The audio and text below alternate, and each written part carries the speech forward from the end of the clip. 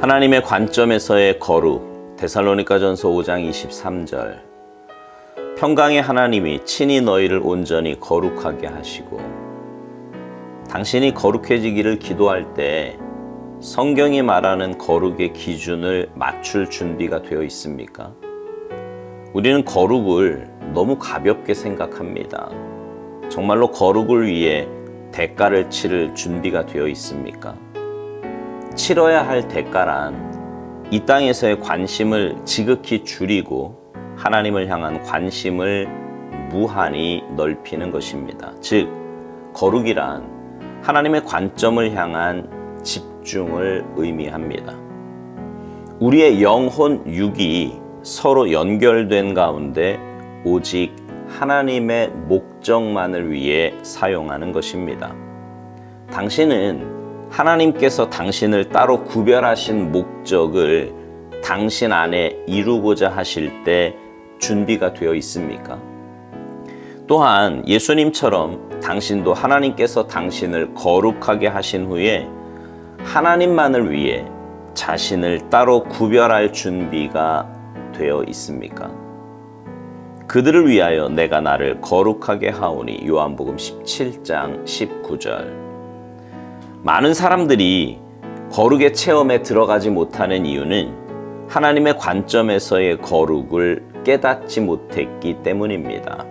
거룩이란 예수 그리스도와 하나가 되므로 예수님을 다스렸던 성향이 우리를 다스리게 하는 것입니다. 이를 위해 어떤 대가라도 치를 준비가 되어 있습니까? 우리 안에 하나님께 속하지 않은 모든 것을 희생해야 합니다. 사도 바울의 기도에 호응할 준비가 되어 있습니까? 주님, 주께서 은혜로 죄인을 구원하심 같이 나를 거룩하게 하소서라고 말할 준비가 되어 있습니까? 예수님께서는 자신이 하나님과 하나인 것처럼 우리가 주님과 하나 되기를 기도하셨습니다. 성령의 역사에서 가장 뚜렷하고 유일한 특징은 우리를 예수 그리스도와 닮게 만들면서 예수님과 관계없는 모든 것으로부터 자유하게 하신다는 점입니다. 성령께서 우리 안에서 역사하시도록 나 자신을 따로 구별할 준비가 되어 있습니까?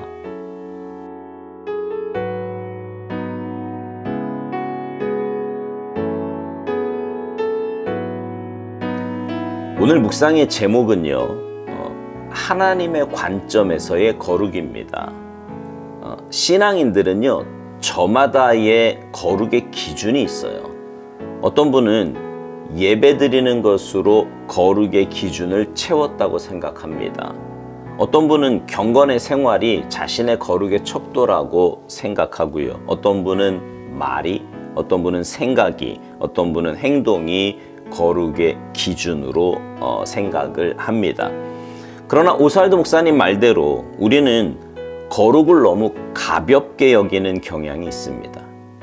거룩이란 하나님의 관점을 향한 집중을 의미한다는 거예요. 또 거룩이란 예수 그리스도와 하나가 되므로 예수님을 다스렸던 성향이 우리를 다스리게 하는 것이라고 말합니다. 이것을 위해 치러야 할 대가가 있는데 그것은 이 땅에서의 관심을 지극히 줄이고 하나님을 향한 관심을 무한히 넓히는 것이라는 거예요. 우리의 영혼 육이 서로 연결된 가운데 오직 하나님의 목적만을 위해 사용되는 것이라고요. 그러니까 여러분, 거룩은요, 어떤 행동이나 단편적인 삶의 한 부분이 아닙니다. 우리의 삶 전체가, 우리의 삶 자체가 하나님을 향하는 것이고 하나님의 목적을 위해 사용되는 것입니다. 그러니 거룩한 삶을 사는 것이 결코 쉬운 것이 아니지요. 여러분은 어떠십니까? 거룩한 삶을 살고 계십니까? 언제부터인가 신앙생활이요, 나 중심의 삶으로 바뀌어 버렸어요. 하나님 중심, 하나님의 뜻, 하나님의 말씀, 이런 것이 내 삶의 중심이 아니라 내가 중심이 되어서 나를 위해서 사는 삶이 되어 버렸습니다. 하나님은 마치 램프의 요정 지니처럼 나를 위해 뭔가를 해 주어야 하는 분으로 전락해 버리고 말았고요. 내 상황과 여건, 그리고 내 기분과 마음이 하나님의 말씀이나 뜻보다 더 중요한 시대가 되어버리고 말았습니다. 그런 삶의 거룩이란 찾아볼 수 없는 요소입니다. 내가 중심이고 나를 위한 신앙생활에 어떻게 거룩이 있을 수 있겠습니까? 여러분, 우리는 거룩한 삶을 살기 위해 대가를 치러야 합니다. 나를 내려놓고 주님의 뜻을 받아들여야 합니다. 나는 죽고 예수님만이 사셔서 나를 통해 이루고자 하시는 하나님의 뜻을 세워가야 합니다. 오살도 목사님은요, 우리에게 이런 질문을 합니다. 당신은 하나님께서 당신을 따로 구별하신 목적을 당신 안에 이루고자 하실 때 준비가 되어 있느냐고요. 또한 예수님처럼 당신도 하나님께서 당신을 거룩하게 하신 후에 하나님만을 위해 자신을 따로 구별할 준비가 되어 있느냐고 묻습니다.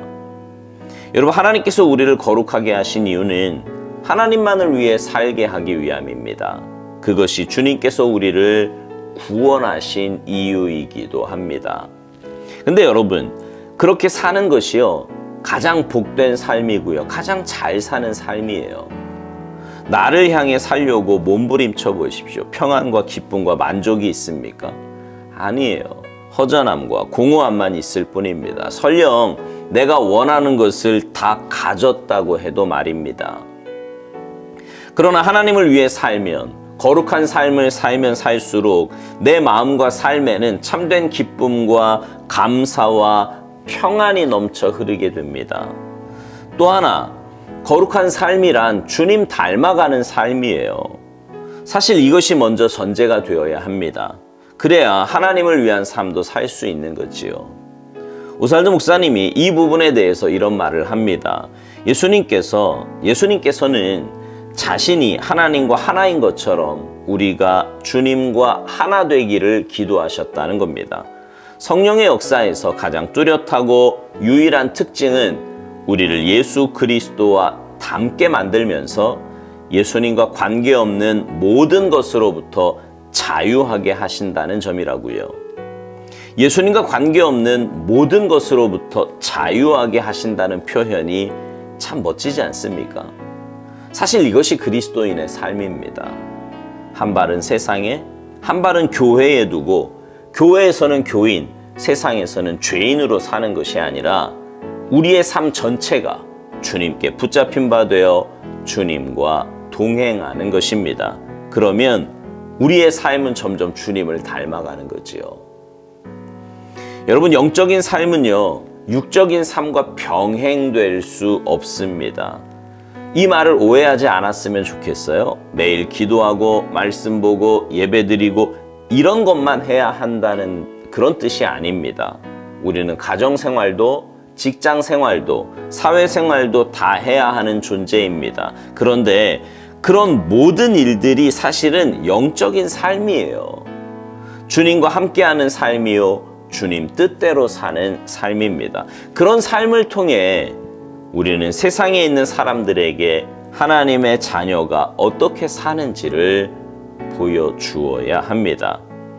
하나님과 함께하는 삶, 믿음으로 사는 삶이 얼마나 복되고 아름다운 삶인지 보여주어야 합니다. 그럴 때 우리 모습은 점점 주님을 닮아가고 내가 만난 사람들은 나를 통해 주님을 보게 될 것입니다. 그게 거룩이고 그게 거룩한 삶입니다. 사랑하는 성도 여러분, 여러분은 거룩한 삶을 살고 계십니까? 나의 기준으로 볼 때 거룩이 아니라 하나님의 관점에서의 거룩한 삶을 살고 계시느냐 말입니다. 바라기는 우리 모두가 주님이 기뻐하시는 삶, 진짜 거룩한 삶을 살게 되기를 소망합니다. 그래서 매일의 삶이 하나님의 뜻을 올곧게 세워나가고 우리 모두는 그리스도의 장성한 분량에까지 자라가는 아름답고 복된 삶이 되기를 주님의 이름으로 축복합니다. 아멘.